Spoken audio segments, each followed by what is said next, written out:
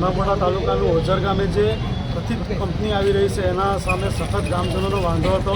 એના અનુસંધાને આજરોજ અમને જાણ કરવામાં આવી। એના અનુસંધાને પ્રાંત સાહેબે અમે રજૂઆત કરી છે કે જે 5મી અનુસૂચિત વિસ્તારમાં આવતું ગામ છે, જ્યાં ગ્રામ પંચાયતની કોઈપણ જાતની પરમિશન લેવામાં આવી નથી ઠરાવ કર્યો કે બાંધકામની મંજૂરી, અને એમ જ કામ ચાલુ કરી દેવામાં આવ્યું છે।